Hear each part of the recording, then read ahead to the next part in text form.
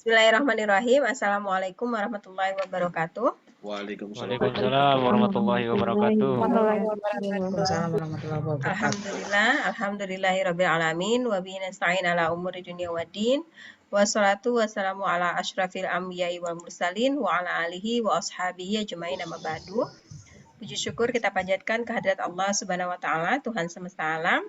Semoga kita dalam keadaan sehat walafiat. Shalawat dan salam semoga tetap terhaturkan pada Nabi kita Muhammad sallallahu alaihi wasallam. Ibu Bapak yang saya hormati dan saya banggakan, selamat malam, salam sehat, dan saya ingin mengucapkan selamat Natal dan Tahun Baru untuk Ibu Bapak yang merayakannya dan semoga kita semua dalam keadaan sehat walafiat. Ibu Bapak yang saya hormati dan saya banggakan, hari ini kita akan membahas tentang hari kiamat. Nah, ini pokok bahasan yang ngeri-ngeri sedap nih, karena kalau sudah ngebahas tentang hari kiamat, biasanya kita sudah tinggal nyaris di penghujung pertemuan begitu ya. Padahal saya masih pengen kenal sama Ibu dan Bapak nih, masih belum hafal dan belum mengenal semuanya. Jadi mudah-mudahan ini bukan pertemuan yang terakhir kali ya dalam perkuliahan ini. Mudah-mudahan semester depan kita masih bertemu lagi. Mau ketemu saya nggak? Iya, Bu. Ketemu secara langsung. Boleh, saya juga pengen nih ketemu sama Ibu Bapak. Nanti kalau wisudaan ke Jakarta ya, dan kita harus ketemu. Amin. Iya. Baik. Amin, insya Allah. Ibu dan Bapak yang kemarin merayakan Natal aman ya? Nggak ada gangguan keamanan segala ya? Puji Tuhan, aman Bu. Aman Bu. Alhamdulillah. Amin. Terima kasih. Berarti Indonesia dalam keadaan yang damai ya, dalam keadaan yang aman. Alhamdulillah. Mudah-mudahan seterusnya begitu. Nah, Ibu dan Bapak, hari ini kita akan membahas tentang hari kiamat. Apa sih hari kiamat itu? Ini penting sekali kita bahas ya. Sebenarnya ada nih background sound gitu kan, tapi nggak usah ditampilkan lah ya. Yang ininya saja, yang yang PPT-nya saja begitu. Nah, sebenarnya Ibu Bapak kalau kita ngebahas tentang hari kiamat, maka yang perlu kita ketahui apa sih sebenarnya yang disebut sebagai hari kiamat itu? Banyak orang yang mungkin tidak mempercayai apa itu hari kiamat atau bahkan meragukan hari kiamat. Padahal kalau kita termasuk orang yang beriman, sebagaimana dalam rukun iman, salah satu dari bentuk keimanan itu adalah percaya kepada hari kiamat. Ibu dan Bapak, hari kiamat itu bisa dimaknai atau difahami sebagai kehidupan yang kekal sesudah berakhirnya kehidupan di dunia. Jadi, kita tidak boleh mengira bahwa kehidupan di dunia ini adalah segala-galanya. Kita akan menuju kepada hari akhir atau hari kiamat. Jadi, kita hidup di dunia ini seperti kita sedang berada di rest area ketika sedang berjalan di jalan tol. Misalnya kita dari Jakarta mau ke Nusa Tenggara Timur, ke Flores nih misalnya, mau ke tempatnya Ibu Naomi. Dari Jakarta itu bawa mobil. Nah, kita butuh pemberhentian supaya fisiknya tetap sehat, fit, dan lain sebagainya. Nah, pemberhentian itu ibaratnya adalah dunia. Pemberhentian, karena sebenarnya tujuan kita itu ke Nusa Tenggara Timur, dari Jakarta ke Nusa Tenggara Timur. Tujuan akhirnya di mana? Di Nusa Tenggara Timur. Menetapnya di mana? Menetap di Nusa Tenggara Timur, hidup di Nusa Tenggara Timur. Jadi setiap kita melakukan pemberhentian itu adalah ibarat kita sedang di dunia. Jadi pemberhentiannya itu adalah di dunia. Yang abadi di mana? Di akhirat. Jadi hari akhir itu adalah kehidupan yang kekal sudah berakhir kehidupan di dunia. Hari akhir itu juga bisa dimaknai sebagai kiamat. Apa sih kiamah itu? Kiamah adalah mulainya kehancuran alam semesta dan berakhirnya kehidupan, ya. Nah, kemudian hari akhir itu juga ada kebangkitan seluruh umat manusia dari kubur, ba'ats. Jadi ba'atsnya ini kayak orang-orang yang sudah meninggal itu nanti akan dibangkitkan kembali, dia akan hidup kembali. Jadi ketika hari akhir semua yang sudah meninggal dari zaman bahala, dari zaman purbakala, dari zaman batu, katakanlah begitu, semua manusia akan dibangkitkan kembali. Ya, makanya disebut sebagai yaumul ba'ats ya. Nah, kemudian semua orang nanti akan dikumpulkan di sebuah padang yang luas, disebut sebagai padang mahsyar ya. Nah, pada semua orang yang berkumpul di padang mahsyar ini, mungkin matahari nanti itu jaraknya sekitar sekitar 5 jengkal dari kepala kita. Dan yang harus kita ketahui di padang mahsyar itu, Ibu dan Bapak, nggak ada tuh orang jualan aqua begitu kan, teh botol, kacang gitu kan, kayak kita lagi macet di lampu merah atau lagi macet di jalan tol gitu. Banyak orang yang dagang, jadi kita nggak akan kehausan. Tetapi kalau sedang di padang mahsyar itu nggak ada orang jualan sama sekali. Matahari itu di atas kepala kita. Itu sebabnya kemudian dalam hadis Nabi dikatakan kalau kita meminum air zam-zam, apa sih doanya ketika minum air zam-zam? Maka ketika kita minum air zam-zam, doanya, ya Allah, semoga air ini kemudian menjadi penyelamat kita, penyelamat saya ketika di padang mahsyar supaya tidak kehausan. Ya, jadi meminum doa air zam-zam itu banyak sekali faedahnya, banyak sekali doa-doanya. Salah satu doa yang disampaikan adalah semoga kita tidak kehausan ketika di padang mahsyar tadi. Karena itu matahari yang tinggal 5 jengkal dan nggak ada orang dagang sama sekali. Mie gelas, nah nggak ada. Ya, tahu itu nggak ada. Tahu Sumedang 10.000 3 nggak ada. Karena semua orang itu sudah nafsi-nafsi, sudah sendiri-sendiri. Nah, ketika orang sudah melalui padang mahsyar, nanti kemudian ada perhitungan manusia seluruh amal dan perbuatannya selama di dunia, yaitu yaumul hisab. Ada penghisapan, ada hitungannya. Ya, jadi setelah orang dikumpulkan di padang mahsyar, nanti orang akan dihitung seluruh amalnya. Maka kemudian banyak sekali kita berdoa supaya nanti ketika kita masuk kepada wazan, masuk kepada penimbangan amal baik dan amal buruk, kita berharap kita mendapatkan kitab di tangan kanan, gitu, bukan kitab di tangan kiri, ya, dari tangan kanannya ini, ya.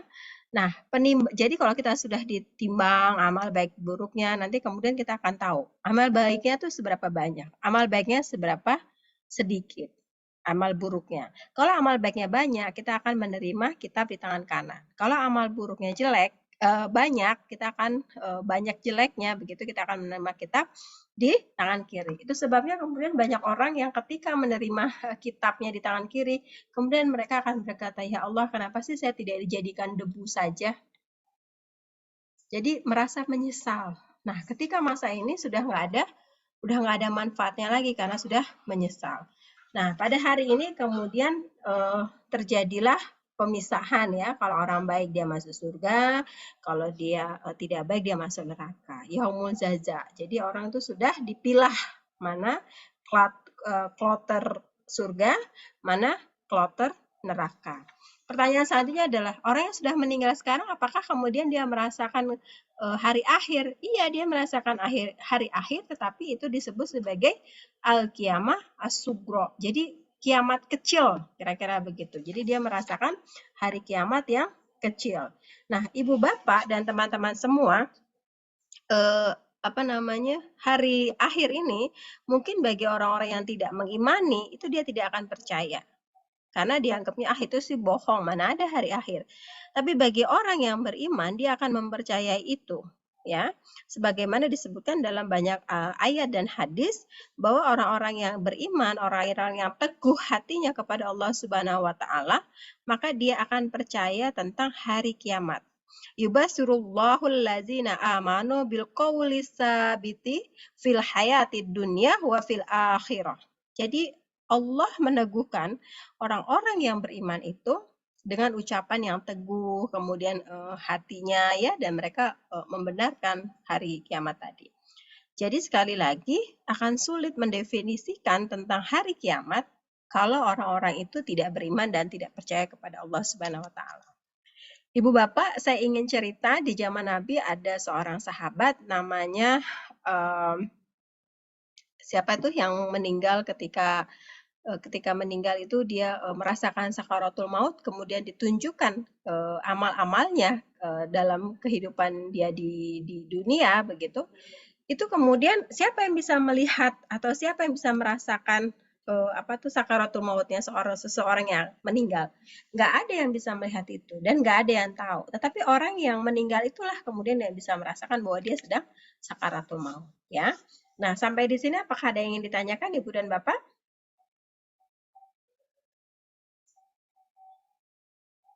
Belum ada?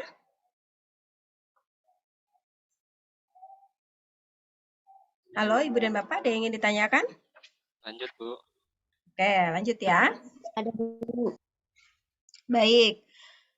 Ibu dan Bapak yang nama-nama hari akhir itu banyak ya. Jadi disebut Yaumul Qiyamah itu ada dalam surat Az-Zumar ayat 60, Yaumul Ba'ats atau hari kebangkitan dalam surat Ar-Rum ayat 56, kemudian Yaumul Hisab itu ada dalam surat surat Mukmin ayat 27, kemudian Yaumuddin ya, Yaumuddin atau hari pembalasan itu dalam surat Al-Fatihah ayat 3 gitu kan.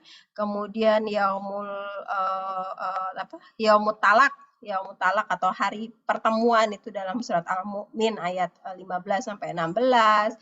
Yaumul Jami' jadi hari berhimpun ya, itu juga disebutkan demikian dalam Al-Qur'an. Kemudian macam-macam ya. Kemudian Yaumul Khulud, hari kekal gitu kan dalam surat Qaf ayat 30. Kemudian juga hari Khuruj, jadi hari keluar itu dalam surat Qaf ayat 42. Yaumul Hasr, Yaumul Hasrah, jadi hari penyesalan. Ini yang tadi saya cerita. Orang kemudian menyesal, kenapa sih saya nggak dijadikan debu saja gitu kan? Karena sudah menerima dari kitab kiri. Jadi sebuah penyesalan. Nah, semua nama-nama ini termasuk Al-Waqiah ya, dalam surat Al-Waqiah disebutkan sebagai peristiwa yang dahsyat, itu disebutkan juga tentang hari kiamat tadi.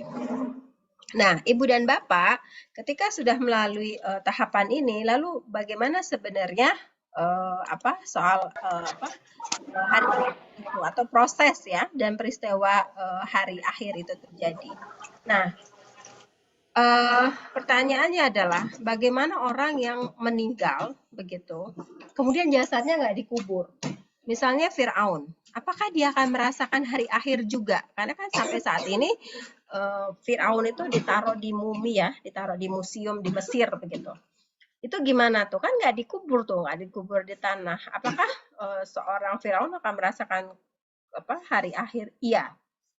Jadi alam kubur itu sekalipun jasadnya tidak dikubur atau bahkan misalnya ada orang yang meninggal kecelakaan ya, kelindes tronton misalnya, jadi jasanya hancur gitu, sampai tidak bisa kubur dalam artian utuh tubuhnya.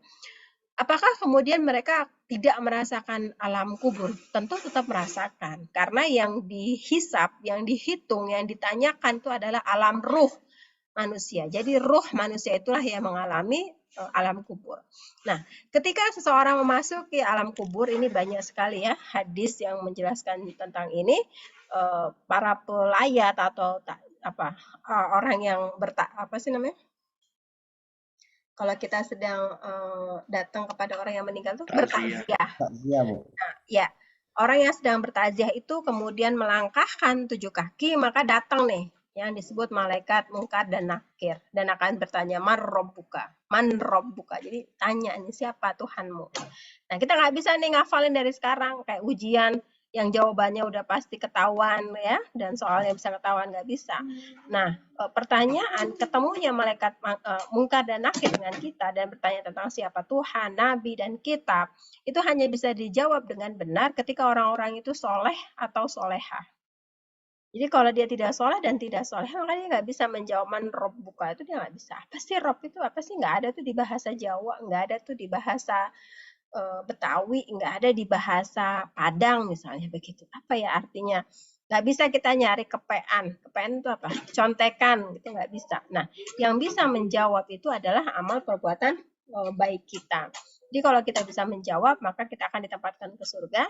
Kalau kita tidak bisa menjawab, maka kita ditempatkan di neraka. Ibu dan Bapak sejak zaman dulu sudah sebenarnya banyak ya dialog orang yang mempertanyakan soal ketika jasad itu mati begitu kan, ruhnya itu bertemu dengan Allah, menemui Qiyamul Sugro tadi, kayak apa sih gitu kan, orang tuh pasti bertanya.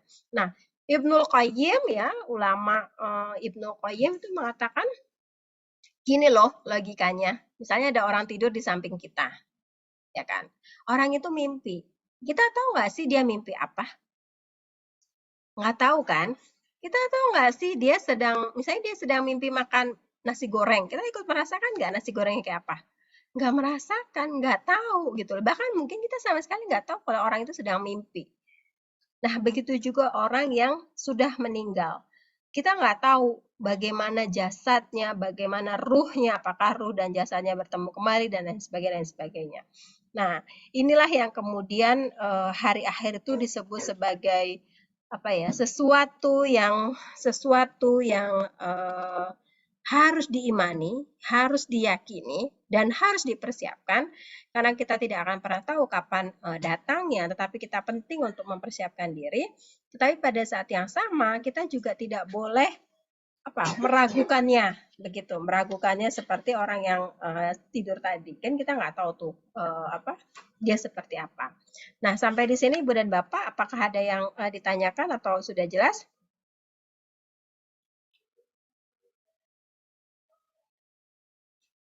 Nggak ada?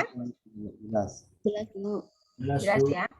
Baik, kalau jelas saya ingin menjelaskan tentang tanda-tanda kecil ya. Tanda-tanda kecil dari hari kiamat itu sebenarnya sudah dekat. Nah, dalam sebuah hadis Nabi Muhammad SAW itu pernah mengatakan bahwa jarak antara aku diutus dengan hari kiamat itu antara dua ibu jari ini. Jadi jaraknya itu kayak gini. Nabi itu menunjukkan kepada ibu jari ini. Jadi dekat sekali. Kapan waktunya, kapan tahunnya? Nah, itu yang kita nggak pernah tahu karena ini rahasia Allah. Jadi jarak antara hari kiamat dengan diutusnya Nabi itu jaraknya seperti dua ibu jari ini tadi. Jadi sebenarnya kan deket banget nih, dua ibu jari ini kan deket banget. Bukan kayak jari jempol sama kelingking, enggak. Nabi itu mengistilahkan dua ibu jari ini. Jadi sebenarnya itu jaraknya dekat. Cuma kita nggak tahu kapan waktunya. Nah, kemudian Nabi Jibril itu pernah ditanya ya tentang tanda-tanda kiamat itu kapan sih gitu kan. Nabi Jibril itu tanya kepada Nabi, kapan sih tanda-tanda hari kiamat? Nah, Nabi itu mengatakan apabila budak perempuan itu melahirkan tuannya. Dan apabila engkau melihat orang-orang yang bertelanjang kaki, berpakaian compang-camping, miskin, dan pengembala kambing berlomba-lomba dalam kemegahan bangunan. Jadi pada saat hari kiamat itu tanda-tandanya ini kayak perumpamaan sudah nggak ada orang miskin.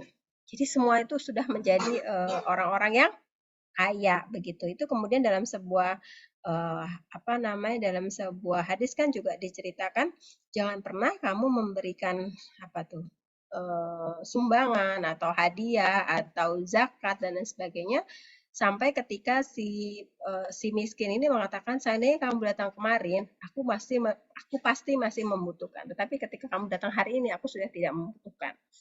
Jadi tanda-tanda hari kiamat itu orang sudah nggak ada yang miskin. Nah, tanda-tanda lainnya adalah lenyapnya ilmu pengetahuan dan meluasnya kebodohan, meluasnya minuman khamar, perzinahan yang secara terang-menerang itu kelihatan banget.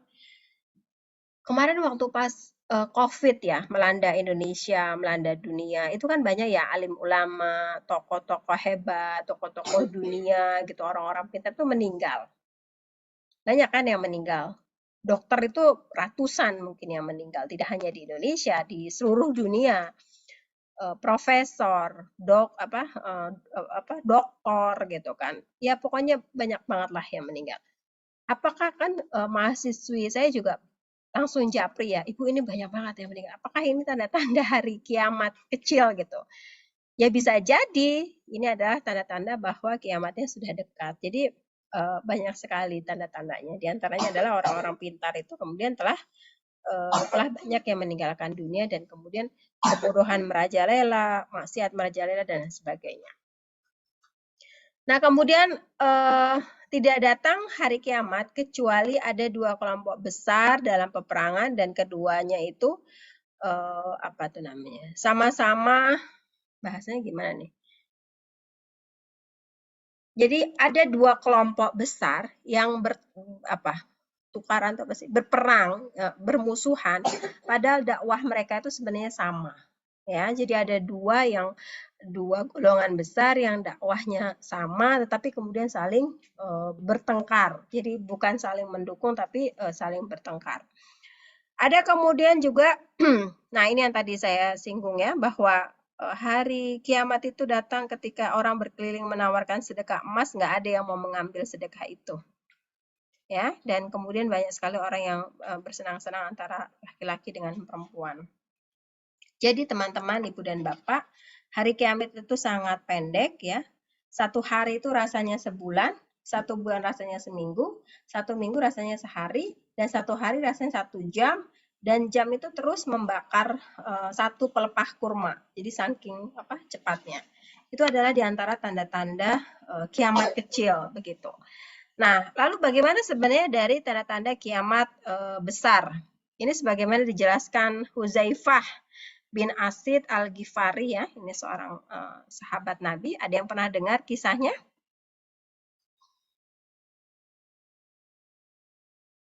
Ada yang pernah dengar kisahnya?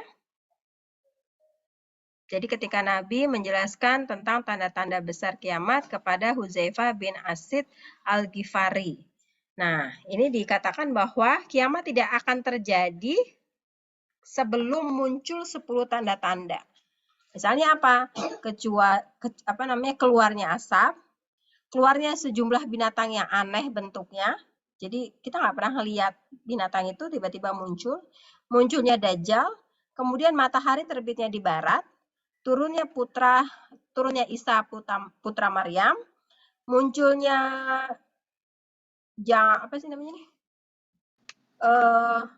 gerhana ya, munculnya gerhana di timur, gerhana di barat, dan gerhana di Jazirah Arab, dan keluarnya api dari Yaman. Jadi ini adalah tanda-tanda di mana kiamat itu akan besar. Kok ini ya merinding ya bacanya ya. Gimana tuh kalau misalnya gerhana di timur, gerhana di barat, gerhana di Jazirah Arab, itu subhanallah sekali. Berarti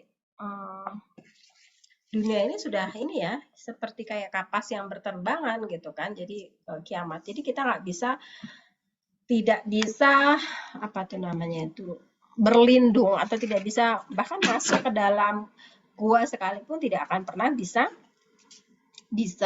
menghindari kiamat. Nah, kemudian nanti akhirnya timbullah peristiwa kiamat itu sendiri, ya, di mana keadaan manusia itu sudah di puncak kebodohan, di puncak kebobrokan, di puncak kemaksiatan gitu loh.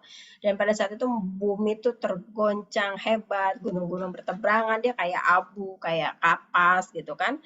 Dan pada saat itu yang namanya malaikat Israfil tuh meniupkan trompet ya, dan kemudian semuanya itu mati seketika. Nah, itulah kemudian puncak dari peristiwa kiamat itu sendiri. Sampai sini Ibu dan Bapak, kalau misalnya ada pertanyaan saya persilahkan. Sebelum kita masuk kepada peristiwa kebangkitan, tadi di awal sudah disinggung sedikit ya. Kemudian juga nanti masuk kepada padang mahsyar, tadi juga sudah disebut. Dan saya juga ingin bagaimana pendapat Ibu dan Bapak, misalnya hari akhir atau hari kiamat dalam perspektif agama-agama Ibu dan Bapak. Saya persilakan kalau ada yang mau memberikan tanggapan.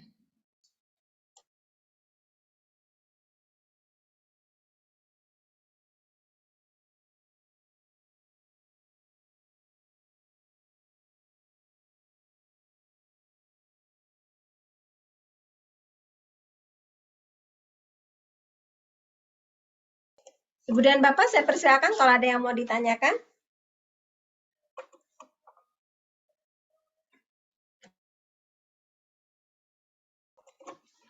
Pak Yusra, Pak Yudi, Ibu Anissa, Ibu Rasia, Ibu Nurjana. Monggo kalau ada yang mau ditanggapi. Saya persilakan. Saya Ibu Yuliasa, Bu. Ya, silakan Pak Yudi. Bu. Mungkin bercerita pengalaman ini, Bu. Jadi kan saya ini kan lahirnya kan di akhir tahun 70-an. Tahun 1978. Nah, itu sekitar tahun 90, tahun 1950 itu kan waktu itu begitu lambat.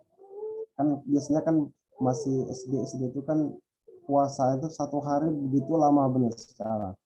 Nah, kalau kita bandingkan dengan sekarang ini, sepertinya hari-hari kita hari ini itu sepertinya setengah hari dari waktu dulu, sekitar 30 tahun dulu. Jadi memang kita merasakan waktu itu sangat panjang, satu hari itu bisa mungkin kalau sekarang bisa seperti 2 hari lamanya. Ini pengalaman dan bukan hanya saya sendiri. Pernah juga kita komunikasi dengan siapa guru saya dulu di Palangkaraya, itu namanya almarhum Profesor Dr. Haji Ahmad Isa. Jadi kata beliau, saya pernah juga merasakan seperti itu. Jadi antara tahun 80 sampai 90 itu satu hari itu seperti 2 hari namanya. Dan setelah 2000 tahun ke atas, satu hari itu seperti setengah hari. Dan memang kita merasakan itu, Bu. Nah, apakah itu termasuk tanda-tanda juga daripada tanda-tanda hari kiamat? Mungkin minta tanggapan dari Bu. Terima kasih, Bu. Assalamualaikum warahmatullahi wabarakatuh. Waalaikumsalam warahmatullahi wabarakatuh. Makasih Pak Yudi Asra. Jadi memang kalau kita ngeliat hari sekarang tuh kayaknya cepet banget waktu berlalu ya. Iya sih. Tiba-tiba udah jam 9 harus ngajar. Baru ngomong cuap-cuap loh kok udah jam 11.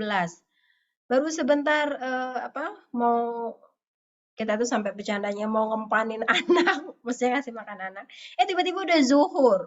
Baru sholat udah salam loh kok udah jam 1. Harus masuk kelas lagi. Nanti jam 3 baru salam, tiba-tiba udah di WA. Habis asar ada rapat. Jadi kayak cepet banget waktu. Iya sih memang. Saya juga ngerasain hal yang sama ya. Beda dengan waktu pas kita dulu SD. Jie yang pernah ngerasa SD. Iya dong. Ibu Bapak ngerasa SD semua kan? Sama ya. Baik, itu tanggapan dari Pak Yudi Asra. Gimana pengalaman Ibu dan Bapak? Saya persilakan. Monggo. Pak Amran?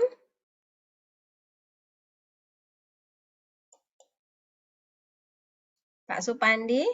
Ibu Nurjana? Ibu Aca? Ibu Popi? Ibu Ani Latifah? Bapak Marcelinus? Ibu Naomi? Ibu Maya Sari? Pak Aris? Gimana pengalamannya?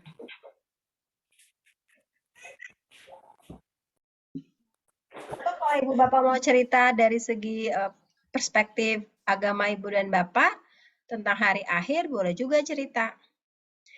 Tapi yang pasti ya Ibu dan Bapak pada hari akhir ya, di mana terjadi perhitungan dan penimbangan tadi gitu kan.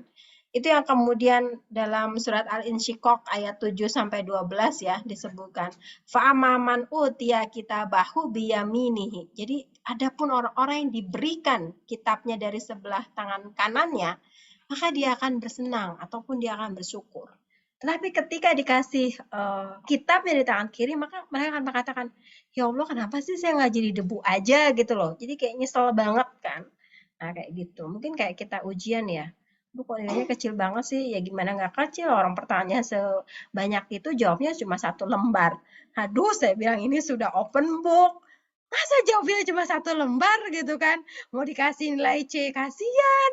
Ya udah deh kasih nilai B aja gitu kan. Tapi B-nya jadi limited edition gitu kan. Sudah open book, ujiannya lama gitu. Kelas kita lama loh Ibu, bisa 2 minggu, yang lain paling cuma 3 hari. Ini saya buka 2 minggu. Masih juga ada yang belum ngumpulin jawaban.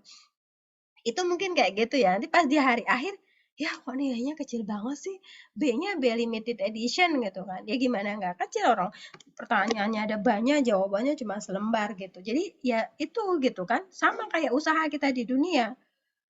Jadi itu nanti pada hari akhir itu nyesal, aduh kenapa sih kitabnya dikasih di tangan kiri, itu teman saya dikasih tangan kanan. Sama kayak kita ujian, kalau kita nggak sungguh-sungguh ngejawabnya, ya udah tuh nilainya jadi minim gitu kan. Saya nggak tega ngasih nilai C. Soalnya ibu bapak sudah banyak pahala sih di desa. Biasanya kan kalau di desa itu kerjanya bisa sampai malam, bisa digedor-gedor orang gitu kan. Belum lagi jaringan. Aduh ibu maaf saya nggak bisa masuk, nggak ada jaringan, ada hujan, begini. Aduh ibu saya nggak bisa, bapak saya kayak gitu-gitu. Saya harus melayani warga gitu. Jadi saya nggak tega ngasih nilai C. Nah jadi jadi analogikanya gitu kan. Pada hari perhitungan itu orang-orang yang diberikan kitabnya pada tangan kiri itu kemudian menyesal. Nah, pada hari perhitungan juga itu yang disebut kemudian dalam surat Yasin ya, ayat 65. Auzubillahi minasyaitonirrajim. Bismillahirrahmanirrahim. Al-yauma nahtimu ala afwahihim wa tukallimuna aydihim wa tashhadu arjuluhum bima kanu yaksibun. Itu kan mulutnya ditutup tuh. Jadi nggak bisa tuh misalnya saya ketemu sama Pak Amran, terus kemudian kita langsung ngobrol gitu, nggak bisa. Udah di hari akhir ya udah nanti yang ngasih keterangan tuh tangan kakinya saya, tangan kakinya Pak Amran, mata, telinganya kita gitu. Jadi mulut itu udah nggak berguna. Nah, kembali lagi kepada pertanyaan Pak Yudi Asra tadi. Apakah Ibu dan Bapak merasakan gitu ya kira-kira hari-hari yang kita lalui hari ini itu lebih cepat dibandingkan misalnya 30 tahun yang lalu waktu kita masih pada kecil-kecil gitu kan. Jela, kayak kita sekarang udah gede ya Ibu dan Bapak ya, kita udah pada punya anak. Gimana? Pernah nggak merasakan begitu? Ibu Anissa udah senyum-senyum nih. Mau cerita gimana Ibu Anissa? Saya nggak banyak cerita, Bu. Tapi ya mungkin memang iya seperti itu. Memang rasanya itu waktu kecil itu memang sepertinya kayak lama sekali. Tapi begitu kita sudah dewasa memang waktu itu rasanya cepat berlalu. Tahu-tahu saja kok setahun sudah cepat sekali. Kayak dulu, wah masa-masa ini kok lama gitu. Begitu kita sudah dewasa, kita sudah bekerja, itu memang rasanya memang begitu banyak pekerjaan dilakukan kok sampai waktu rasanya kurang gitu. Sampai mau melakukan sesuatu, mau beribadah, mau apa itu kok rasanya waktu pun juga kayak masih kurang karena sudah habis di pekerjaan itu juga wah sampai kadang-kadang mungkin sudah ketinggalan ibadahnya atau apa itu sudah waktunya sudah tidak ada kadang-kadang kan. Jadi kita kadang-kadang udah mepet udah maghrib padahal ini kerjaan belum selesai. Dan masih ada lanjut lagi. Wah, ya ini nih memang betul. Iya, betul, Bu. Iya. Betul. Apalagi kalau kita lagi deadline kayak gitu terus suami masakin nasi gorengnya udah itu kayak surga banget. Pernah ngerasain nggak Bu Anissa? Saya masih single, Bu. Oh, masih single. Wah, saya dulu Sering, Bu, sering. Oh, sering Bu Naomi. Nanti Enak ya saya Bu ya? masakin Bu Anissa, Bu.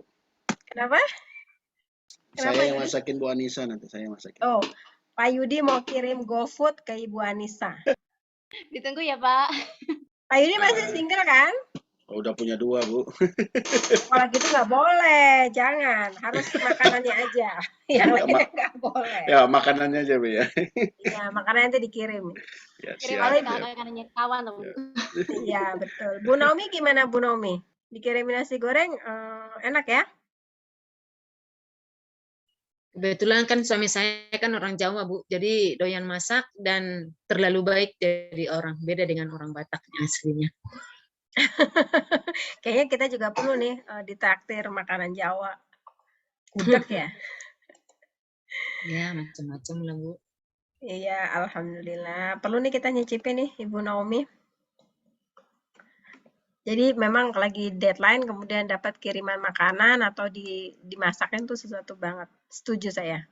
Pak Amran kasih pertanyaan. Assalamualaikum Ibu. Di dalam kubur yang langsung ditanya oleh malaikat ada 3 pertanyaan. Siapa nama Tuhanmu, siapa nabimu, dan kitabmu. Dan kalau benar langsung masuk surga. Jadi di mana letak amalan lainnya? Amalan lainnya itu jadi begini Pak Amran. Kalau kita sudah mempersiapkan diri dengan amalan yang baik, otomatis ketika ditanya bisa jawab. Tapi kalau kita tidak mempersiapkan selama hidup dengan amalan yang baik, kita nggak bisa jawab. Itu yang tadi saya sebut dalam logikanya ketika ujian. Jadi ketika ujian nih, aktif di kelas, menyimak, tapi di samping itu juga tetap membaca buku-buku yang lain, membaca pengetahuan gitu kan. Nanti misalnya Yuli tanya nih ke Ibu dan Bapak, apa sih yang disebut dengan hari akhir? Ada berapa nama-nama hari akhir? Sebutkan ayatnya, gitu kan, contoh-contohnya. Nah, karena Ibu Bapak sudah belajar dan mengikuti kelas dengan baik, maka Ibu Bapak langsung jawab, oh ada dalam surat Al-Insyiqaq, oh ada dalam surat Al-Zalzalah, oh ada dalam surat Yasin, dalam surat Al-Qari'ah, dan lain sebagainya. Langsung tuh jawabnya lancar. Nah, itu maksudnya. Jadi logikanya begitu. Jadi kalau orang yang sudah punya menimbun amal yang baik, jadi ketika nanti meninggal lalu ditanya di alam kubur oleh malaikat, udah langsung otomatis bisa jawab. Jadi automatically itu langsung twing gitu loh. Di kepala langsung twing kayak kita lagi ujian. Tapi kalau misalnya tidak pernah menyimak, tidak mengulang pelajaran, kan kita juga bingung apa ya yang ditanya. Emang waktu pas di kelas ditanya ya gitu. Tapi kalau misalnya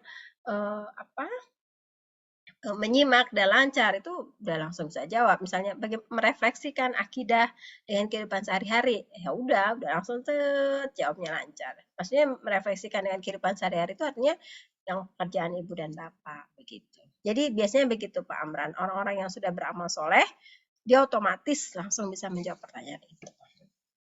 Kayak koki gitu loh, koki di restoran kan, kalau kita mau pesan shabu-shabu, oh dia langsung tahu tuh, shabu-shabu itu apa sih gitu kan, kita nggak tahu tuh, shabu-shabu itu dari ikan, dari udang, apa dari apa ya gitu loh. Tapi kalau si koki dia udah langsung tahu, udah langsung pesanannya itu langsung jadi. Misalnya nasi goreng gila, oh orang udah tahu nasi goreng gila itu kalau di Jakarta campurannya ada sosis, ada sayuran, ada macam-macam, ada nugget gitu kan. Jadi kayak gitu. Jadi biasanya dan memang pada umumnya orang-orang yang beramal soleh itu dia udah langsung bisa menjawab pertanyaan dengan baik. Ada lagi yang lain? Saya udah pernah cerita belum kisah sahabat Nabi yang sahabat Nabi yang sakaratul mautnya itu ditunjukkan amalnya?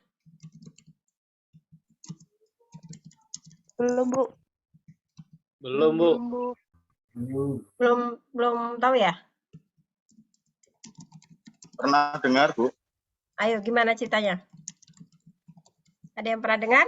Kalau nggak dengar, Pernah dengar, katakan. tapi kalau versinya Abu Dosan, saya jadi penasaran. Oh gitu Pak.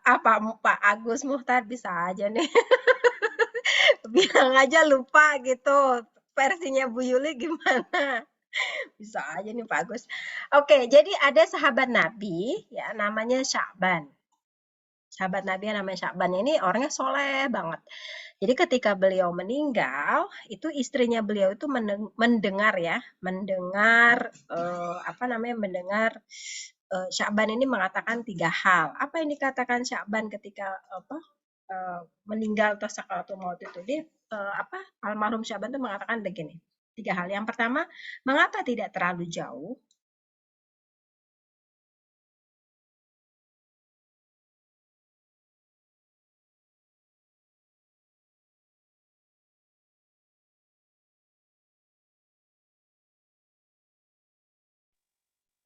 Suara Ibu hilang, Bu. Oh, maaf, ternyata ke-mute, maaf. Jadi suatu ketika ya, Sya'ban ini kan meninggal. Ya, suatu ketika Sya'ban ini meninggal. Nah, lalu ketika meninggal istrinya itu menceritakan peristiwa sakaratul maut. Nah, sebelum saya menceritakan soal peristiwa sakaratul mautnya Sya'ban ini adalah orang yang sangat mencintai Nabi. Ya, sangat mencintai Nabi dan tahu betul gitu tentang posisi Nabi, bahkan dia sangat rindu kepada Nabi. Jadi ketika sholat subuh gitu kan, Sya'ban ini orang yang selalu hadir di masjid dan bertemu dengan Nabi. Jadi kalau Nabi datangnya terlambat, Nabi kemudian tidak ke masjid, Sya'ban ini langsung mendatangi Rasulullah ya, mendatangi Rasulullah dan kemudian sampai menangis gitu loh, saking rindunya kepada Rasulullah. Jadi luar biasa ya Sya'ban ini, sahabat Nabi radhiyallahu anhu ini. Nah, suatu ketika mau sholat subuh, Rasulullah ini merasa heran karena nggak melihat Sya'ban pada posisi seperti biasanya di masjid tersebut. Ditunggulah kehadiran Sya'ban ini, kok nggak datang-datang juga, sampai waktu subuh ini sudah mau hampir habis. Akhirnya Nabi melaksanakan sholat subuh dan meninggalkan Sya'ban karena Sya'ban nggak datang-datang. Nah, karena Sya'ban nggak datang-datang, akhirnya Nabi ini mengutus sahabat untuk cari tahu di mana Sya'ban berada. Kok nggak ada nih di masjid sholat subuh gitu kan?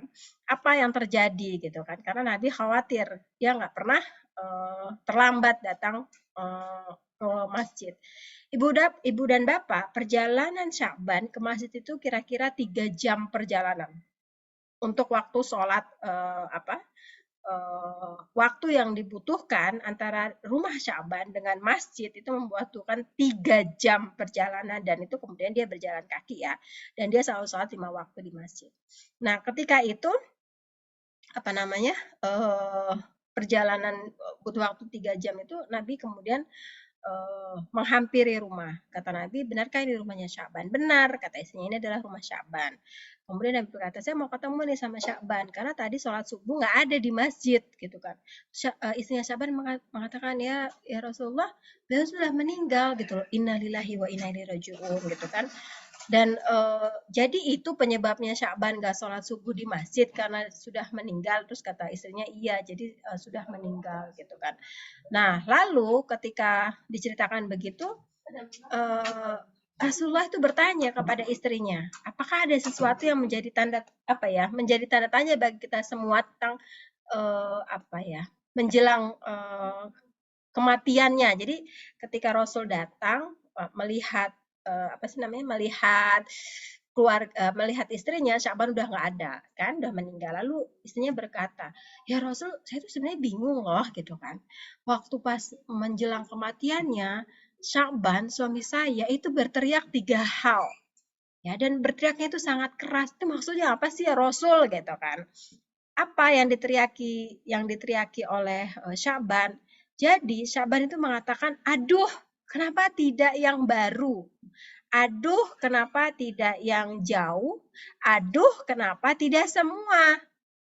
Gitu loh. Jadi dia meneriaki kata-kata itu. Aduh, kenapa tidak yang jauh? Aduh, kenapa tidak yang baru? Aduh, kenapa tidak yang semua? Kemudian kemudian Nabi Muhammad SAW, Rasulullah itu kemudian melantunkan surat Qaf ayat 22. Ya, dalam surat Qaf ayat 22 itu artinya sesungguhnya kamu berada dalam keadaan lalai pada hari ini, maka kami singkapkan daripadamu hijab yang tertutup dari matamu, maka penglihatanmu akan tajam. Jadi Nabi Muhammad itu membacakan surat Qaf ayat 22. Ya, selama ini kan mata kita ketutup nih. Lalu kemudian ketika kita sakaratul maut itu dibukakan oleh Allah Subhanahu wa taala. Jadi ibu dan bapak teman-teman, ketika Sya'ban radhiyallahu anhu ini sedang sakaratul maut, perjalanan hidupnya itu ditayangkan ulang oleh Allah Subhanahu wa taala. Ini persis kayak mau penghargaan award apa gitu kan, ditampilin tuh. Kandidatnya adalah Yuli, Naomi, Yudi Astra. Langsung ditampilin tuh, Yuli itu siapa sih, backgroundnya, apa yang dilakukan selama hidupnya gitu kan. Siapa sih Naomi itu, ditampilin. Siapa sih Yudi Astra, ditampilin. Jadi kayak kira-kira kayak gitu. Nah, ketika sakaratul maut, Sya'ban itu ditampilin ganjaran semua perbuatannya ketika sakaratul maut. Nah, jadi ditampilinlah nih pandangan yang tajam di mata Sya'ban ketika dia harus berjalan 3 jam untuk sholat ke masjid selama 5 waktu. Dan itu jalan kaki, bayangin ibu dan bapak, 3 jam selama sholat 5 waktu selalu ke masjid dan dengan jalan kaki. Diperlihatkan pahalanya. Lalu Sya'ban mengatakan, kenapa tidak yang jauh? Maksudnya begini, ya Allah, jarak masjid yang 3 kilo aja pahalanya sedemikian besar. Gimana kalau saya memilih masjid yang jaraknya 7 kilo? Kira-kira begitu. Makanya kemudian dalam sakaratul maut, Sya'ban ini mengatakan kenapa tidak yang jauh begitu. Nah, kemudian dia diperlihatkan surga yang dijanjikan Allah. Jadi ketika dia mengatakan kenapa tidak yang jauh itu ada rasa penyesalan, tidak memilih masjid yang jauh ketika sholat jamaah. Nah, kemudian diperlihatkan lagi kenapa tidak yang baru ya. Jadi ini dikisahkan dalam penampakan ketika sakaratul maut. Jadi suatu ketika Sya'ban ini mau berangkat ke masjid, ketika dia membuka pintu, berhembuslah angin dingin yang menusuk tulang. Jadi dingin banget. Lalu kemudian dia menutup pintu rumahnya lagi dan kemudian dia mengambil satu baju lagi, satu mantel yang bagus gitu kan di dalam bajunya, kemudian mantel yang buruk itu di luar bajunya. Ya, jadi yang bagus di dalam, mantel yang sudah butut itu di luar. Nah, ketika dalam perjalanan dia melihat ada orang miskin yang kedinginan. Menemukan orang yang berbaring di pinggir jalan dalam keadaan kedinginan dan mengenaskan. Lalu Sya'ban ini melepaskan baju dia yang paling luar, yang tadi tuh yang sudah butut. Lalu dikasihlah kepada orang yang miskin tadi yang ditemu di jalan mau berangkat ke masjid. Nah, di situ ditunjukin tuh pahalanya oleh Allah Subhanahu wa taala. Nah, kemudian dia berteriak, aduh kenapa nggak yang ngasih yang baru aja ya? Karena ngasih yang sedikit aja itu sudah dikasih pahala yang begitu banyak. Maka dia menyesali, aduh kenapa tidak yang baru yang saya kasih? Karena ternyata yang pahalanya itu lebih demikian besar, padahal itu yang butut yang dikasih. Nah, kemudian yang terakhir adalah ketika Sya'ban itu sedang ingin meneguk itu apa sih? Meminum susu dan roti, ya. apa tuh namanya? Ukuran orang di Arab itu kan roti itu ukurannya gede ya. Kalau di Indonesia itu 3 kali lipatnya lah ukuran roti orang Arab. Jadi gede memang. Nah, ketika dia mau makan, tiba-tiba ada pengemis yang mengetuk pintunya, tok tok tok tok tok, lalu minta makan. Padahal dia waktu itu juga lagi lapar banget gitu kan. Tapi kemudian dia membagi rotinya itu sama besar dan kemudian membagi susunya itu sama banyak. Ya, dikasihlah roti dan susu itu kepada pengemis tadi. Nah, disitulah kemudian dia ditunjukkan pahalanya besar juga ketika dia membagi roti itu.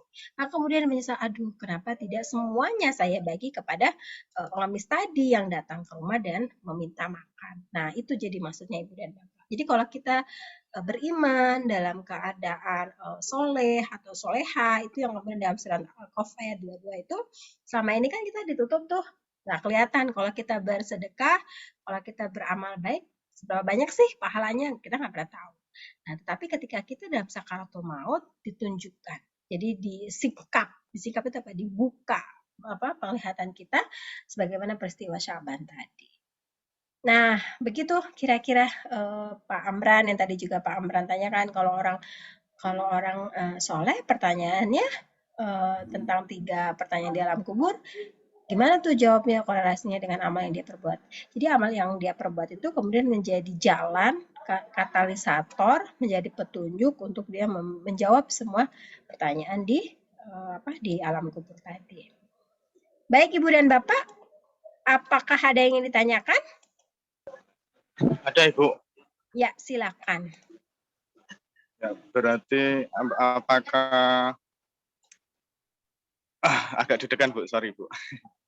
Berarti sakaratul maut itu apakah merefleksikan dengan apa ya istilahnya amal perbuatan kita ketika kita masih hidup. Yang pertama itu. Terus kemudian yang kedua,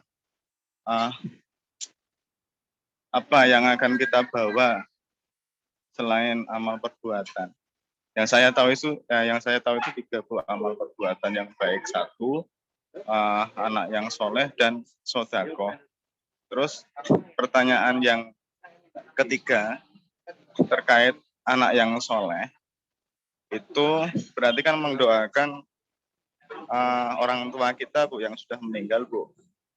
Terus kemudian apakah doa itu akan sampai kan soalnya kan banyak nih di luar sana itu kalau misalkan sudah meninggal itu putus seperti itu. Doa-doanya itu putus. Nah, dan apakah itu kalau dari persepsi Ibu dosen, apakah akan sampai Bu doa-doa yang dari anak itu dan anak cucu kita nanti seperti itu. Terus ingat saya dulu, maaf Bu ini agak deg-degan saya. Dulu itu saya pernah dengar itu cerita terkait doa Bu. Jadi seorang anak itu mendoakan orang tua yang sudah meninggal. Kemudian itu ternyata gambarannya itu di sana itu seperti air hujan katanya. Nah, terus kok basah terus, hujannya deras terus, jangan tetangganya kok enggak ketetesan air hujan, apakah ada apa sebenarnya seperti itu. Terus kemudian kesimpulannya itu anaknya itu ternyata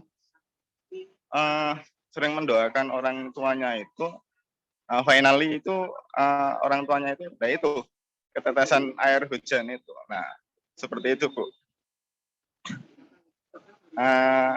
Mungkin itu Bu pertanyaan dari saya.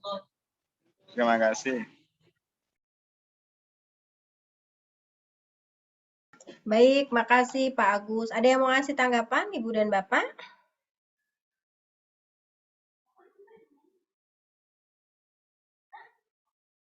Silakan. Nggak ada? Oke, baik. Nanti kalau misalnya ada yang mau ngasih tanggapan, silakan ya. Jadi kita sifatnya diskusi aja. Yang pertama, Ibu dan Bapak, iman itu tidak diwariskan. Ya, dia tidak ada di butiran pantai, dia tidak ada di jalanan, dia tidak ada di swalayan yang bisa kita beli. Jadi sekali lagi iman itu tidak pernah diwariskan. Maka sangat mungkin kita menemukan seorang kiai, alim ulama, kemudian anaknya nauzubillah min dzalik ya, menjadi pelaku kekerasan seksual, menjadi pelaku pelecehan, bahkan menjadi koruptor. Padahal ayah dan ibunya soleh, solehah begitu.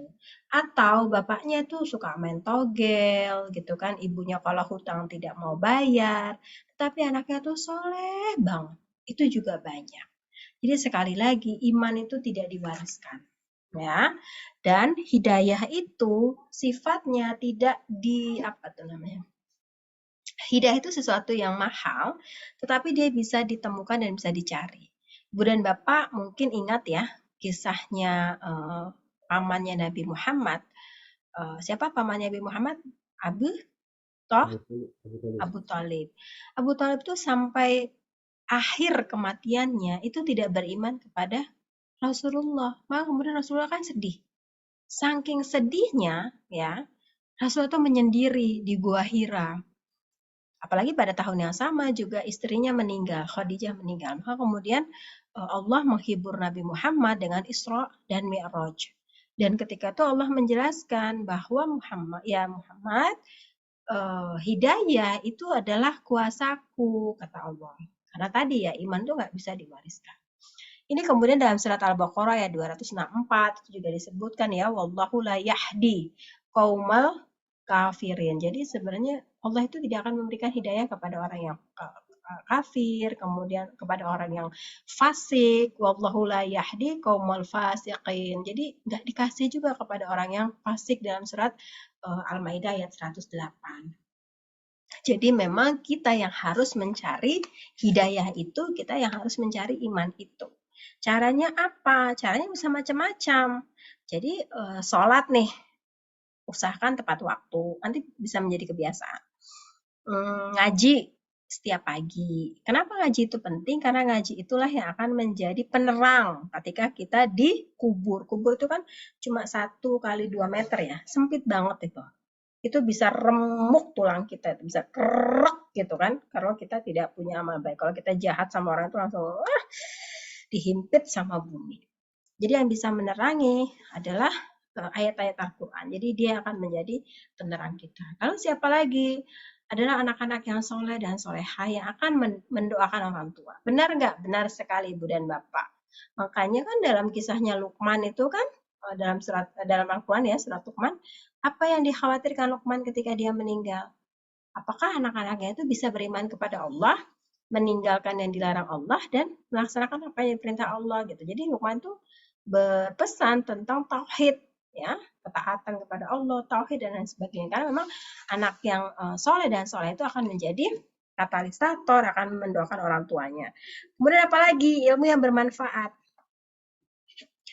Ibu dan Bapak menulis atau membuat gagasan di desa, lalu desanya itu dicontoh, idenya Ibu Bapak itu dipakai, dicontoh, kemudian diamalkan oleh orang banyak, itu adalah amal jariah. Jadi amal jariah itu bukan hanya guru ngaji atau dosen yang ngajar di kelas cuap-cuap, bukan hanya itu. Semua amal perbuatan kita, lalu amal perbuatan kita itu mengalir, itu kemudian amal jariah.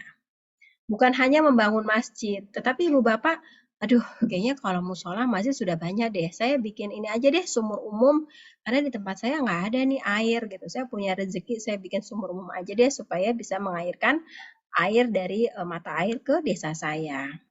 Lalu saya bikin nih sumur umum, karena budgetnya terbatas, cuma cukup untuk 10 pintu.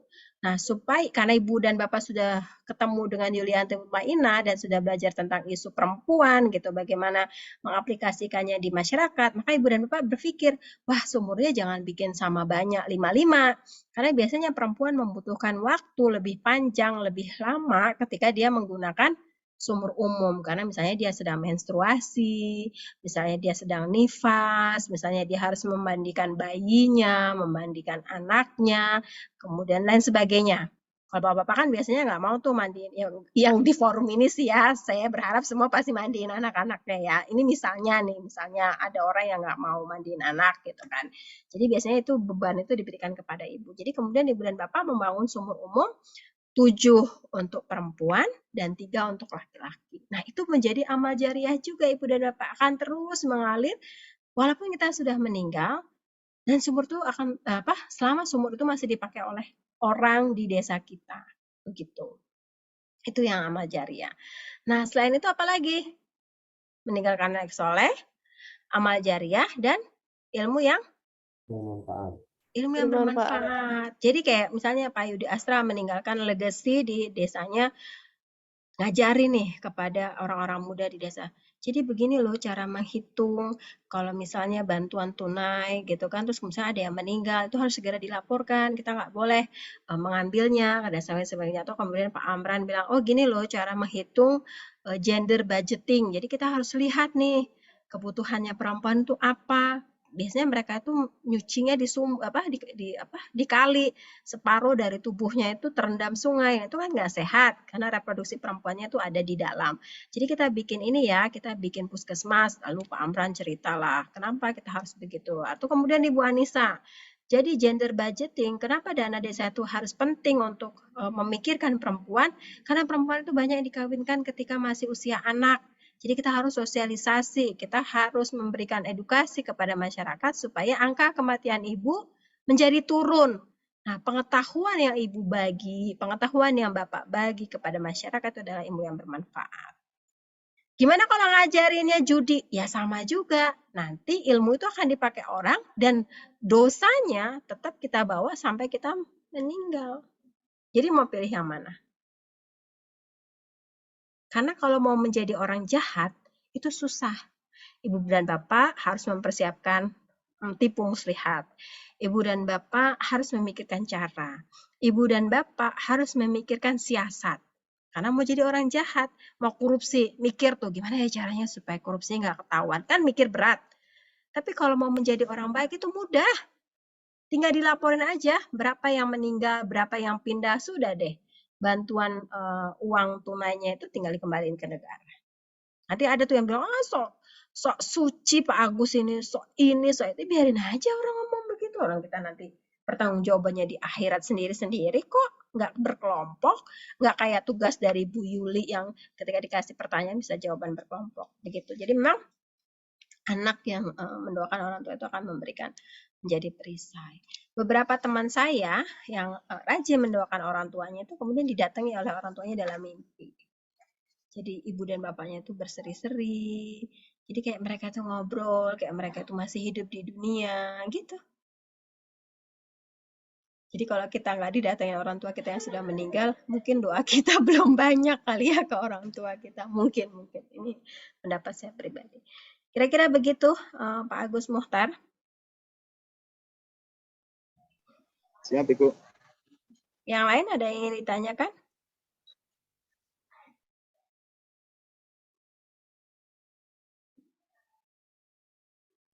Yang itu, Bu, penggambaran tadi itu, Bu. Penggambaran tentang? Doa yang kita doakan ke orang tua kita itu seperti air hujan itu, Bu. Apa Ibu pernah dengar cerita yang seperti itu? Apakah itu? Iya. Ya bisa jadi begitu sih, bisa jadi analogikanya seperti air hujan, bisa jadi kuburannya terang, bisa jadi begitu terus kemudian orang-orang yang lain di akhirat itu kok kamu ini ya makin hari makin luas nih tempat tinggalmu, surgamu makin luas gitu kan. Ya mungkin bisa jadi karena dia didoakan itu. Jadi kayak ada seorang ibu tua yang semakin tua dia semakin kecil sampai udah kayak sebesar burung ya, kecil banget.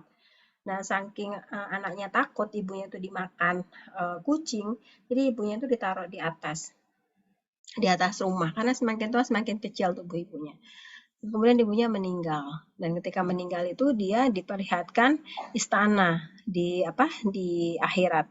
Nah, ketika di istana itu orang-orang di akhirat ya, ini penggambarannya, itu kok ngelihat kok tiap hari makanan ibu itu makin banyak, istananya makin luas gitu. Oh ternyata anaknya itu nggak hanya ketika ibunya masih hidup saja memberikan kasih sayang, cinta kasih gitu kan, diperhatikan gitu. Tapi ketika ibunya meninggal juga selalu didoakan. Nah itu bisa jadi begitu, Pak Agus. Karena kan banyak sekali ya tafsir dan Ya, sarah-sarah yang diberikan oleh para ulama. ya yang itu yang kiriman makanan itu jadi ingat saya. Iya.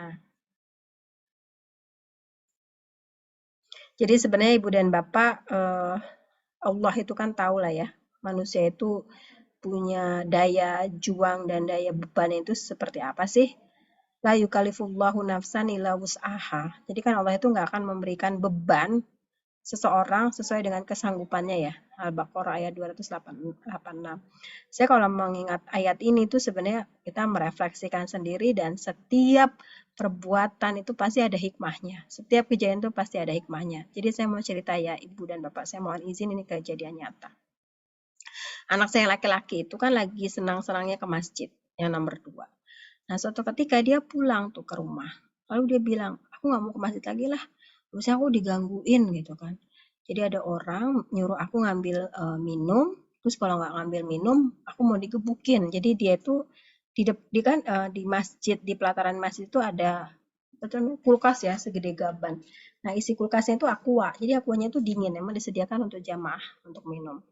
Nah, jadi adalah anak-anak tanggung gitu, nggak sholat di masjid, tapi jajan di depan masjid, lalu mau minum gratis. Jadi termasuk anakku tuh yang disuruh ngambil minum, dan ketika mereka nggak mau ambil minum, dikejar pakai motor. Jadi anakku tuh trauma.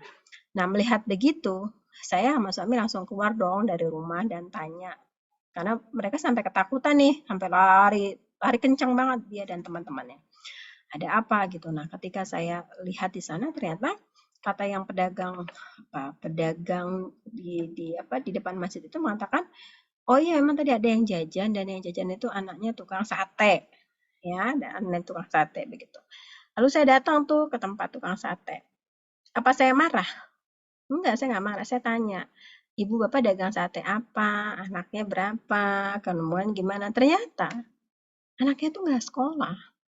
Bayangin. Mereka nggak punya biaya. Lalu saya tanya, kenapa nggak sekolah di sekolah negeri?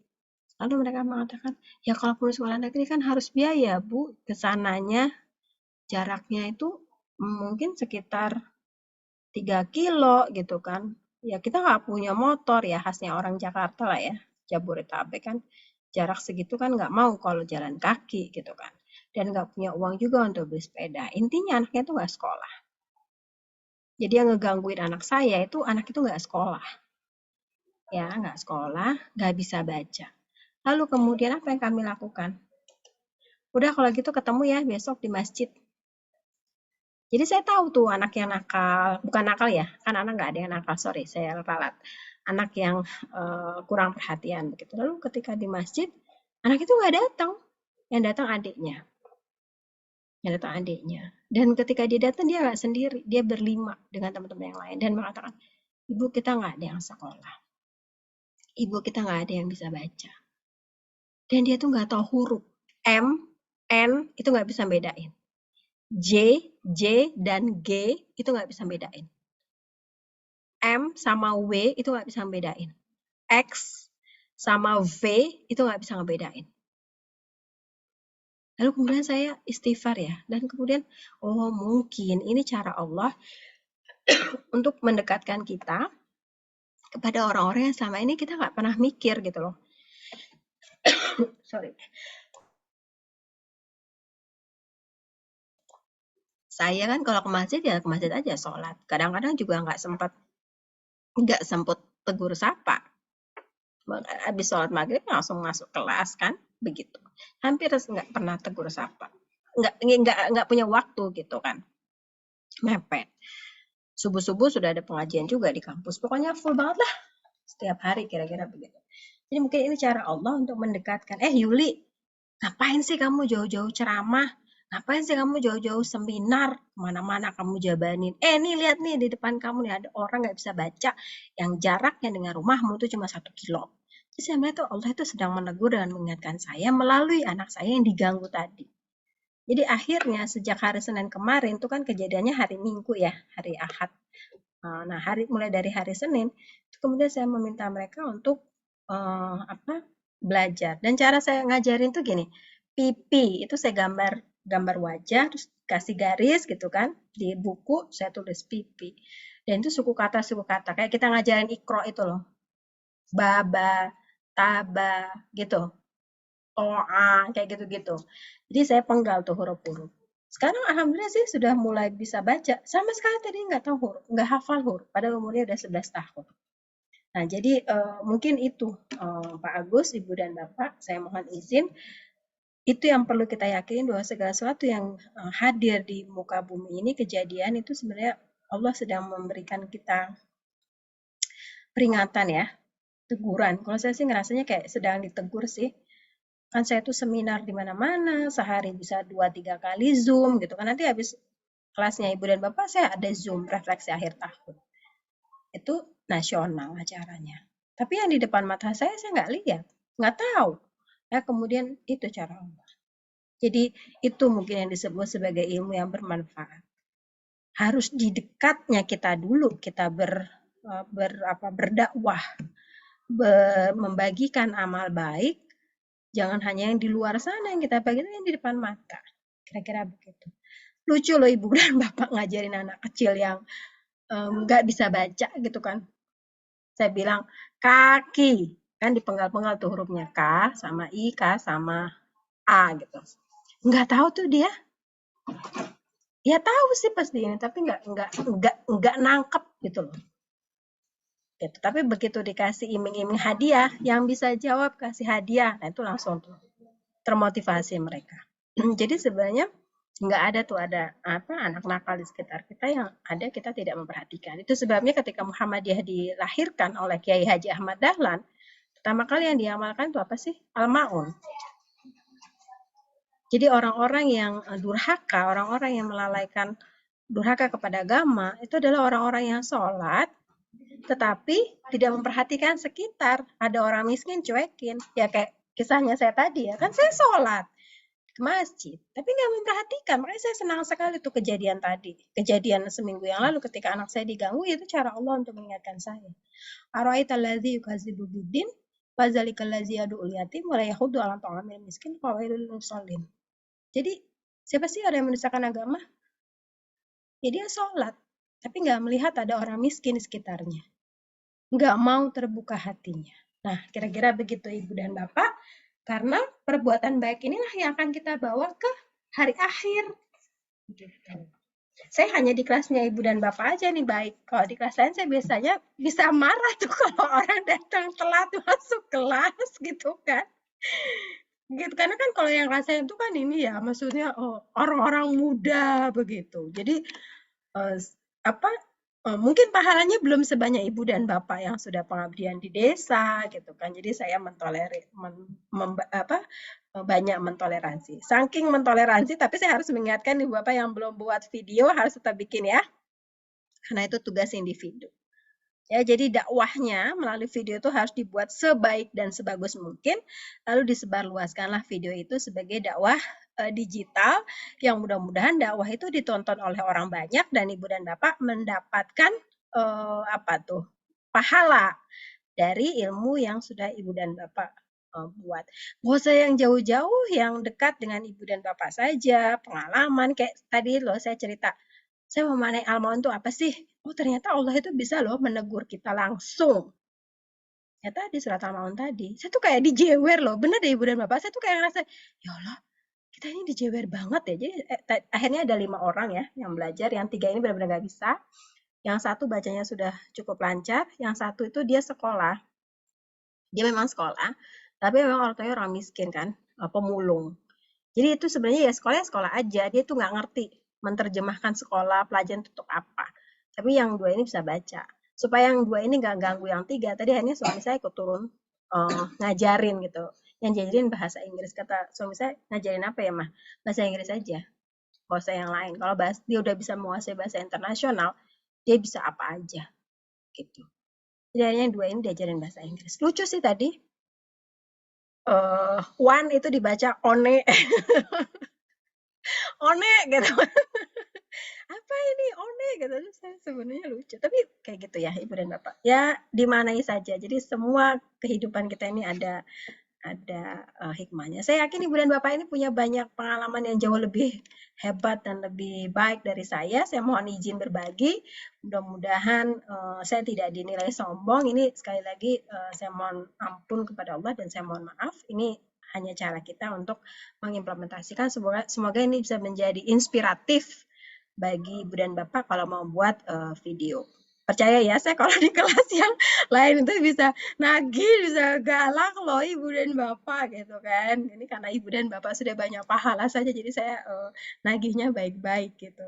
Jadi please yang belum bikin tugas mohon dilengkapi. Ada teleponnya ada teleponnya Nabila di grup, bisa dikontak Nabila. Terus UAS saya mohon please banget. UASnya juga kan nanti open book ya, dan mungkin 3 hari karena 2 minggu saya ditegur oleh akademik nggak boleh terlalu lama begitu, sama admin nggak boleh terlalu lama karena berkaitan dengan penginputan nilai. Nanti kalau ujian UAS jangan pelit ini ya, aku harus jujur ya, jangan pelit menjawab begitu loh maksudnya. Pelit banget sih jawab 1 lembar soal. Saya tuh bikin soalnya aja mikir loh Ibu dan Bapak. Bikin soalnya tuh mikir gitu. Kalau Ibu dan Bapak jawabnya sedikit itu sedih saya. Jadi jawab aja yang banyak gitu ya. Biar kayak Syaban tadi dia bisa mendapatkan reward yang besar gitu. Saya nggak pelit nilai kok. Percayalah saya tuh nggak pelit nilai, tapi kadang-kadang saya objektif gitu loh. Ya kalau objektif kan berarti yang kerja keras, usahanya bagus, masa dikasih nilainya sama semua, kan itu nggak objektif. Nanti saya ditanya lagi sama malaikat, Yuli kamu nggak jujur gitu kan ngasih nilai gitu ya. Jadi mohon kita saling membantu. Ibu dan Bapak bantu saya supaya jujur, Ibu dan Bapak bantu diri Ibu dan Bapak sendiri, semoga ada manfaatnya. Saya mohon maaf apabila ada kekurangan dan keterbatasan. Kita sudahi ya kuliah ini dengan bersama-sama mengucapkan lafaz hamdalah. Alhamdulillahirobbilalamin.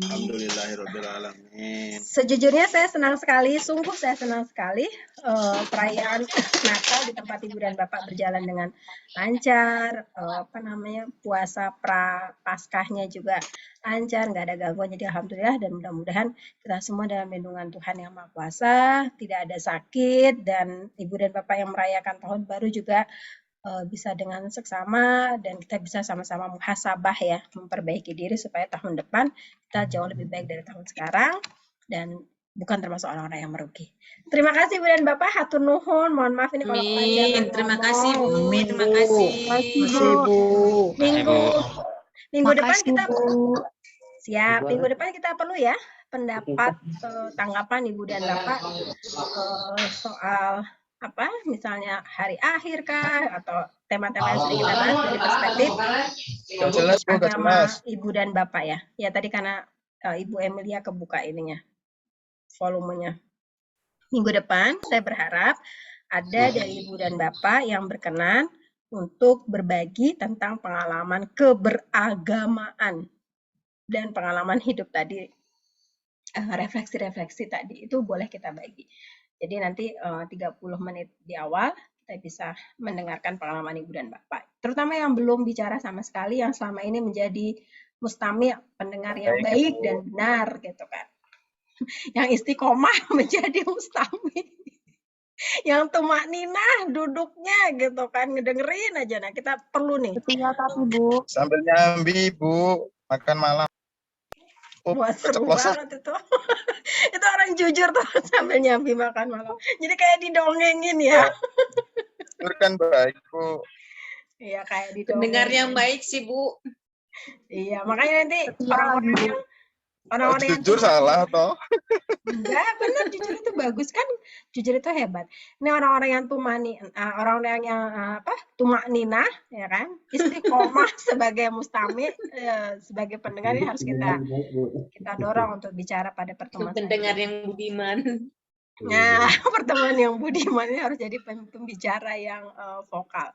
Nanti kita minta pendapatnya Pak Yudi Asra, Pak Yudi ya, besok untuk memilih teman-teman yang Pak Amran juga, Bu Naomi juga kita akan minta teman-teman yang belum bicara, yang tadi tumak ninah tadi itu, yang istiqomah, yang mutmainah. Ini minggu depan kita tunjuk untuk bicara ya. Baik, terima kasih Ibu dan Bapak. Kurang lebihnya saya mohon maaf. Billahi taufiq wal haq. Fastabiqul khairat. Wassalamualaikum warahmatullahi wabarakatuh. Selamat malam dan salam sejahtera. Waalaikumsalam warahmatullahi Terima kasih, Bu. Terima kasih Bu Naomi. Terima Sampai kasih. NTT. Selamat malam, Bu dosen. Iya, terima kasih Bu dan Bapak. Doakan Amin, sehat semua ya. Izin saya tutup ya Zoom-nya. Iya, Bu. Makasih.